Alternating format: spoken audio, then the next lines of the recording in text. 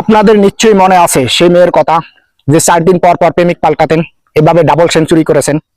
এখন দেখেন ভাইরাল হওয়ার পরে যখন চতুর্থ সাইড থেকে আওয়াজ উঠেছে, যখন নেটিজেনরা কথা বলা শুরু করেছে, সোশ্যাল মিডিয়া যখন এটা ভাইরাল হইতে আছে, তখন এই মেয়ে আয়শা কি করতে আছে, ওই সাংবাদিকদের উপরে দোষ দিচ্ছে যে আমাকে রবনার বটমূলে ধরে আমাকে কোশ্চেন গুলা করা হয়েছে।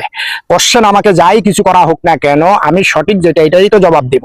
আমি যেটার ভিতরে নাই আমি কেন সেটা বলবো? তাহলে তো আমাকে ইয়ার শিকার হতেই হবে, হ্যারাসমেন্টের শিকার হতেই হবে।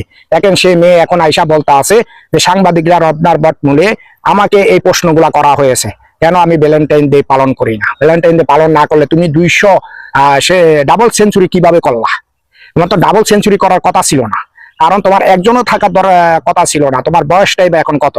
দেখেন এখন সে বিপদে পড়ে গিয়েছে, সে বিপদে পড়ে গিয়েছে। আসলে কোনটা সত্য যে কোনটা মিথ্যা সেটাই এখন বোঝা আমাদের জন্য দায় হয়ে গিয়েছে।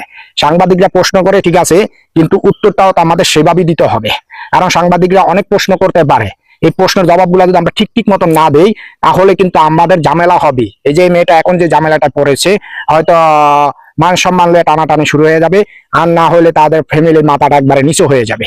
সবাই একটু সাবধানে সাংবাদিকদের প্রশ্নের উত্তর দেওয়ার চেষ্টা করবেন যদি কোনো সাংবাদিক প্রশ্ন করে থাকে।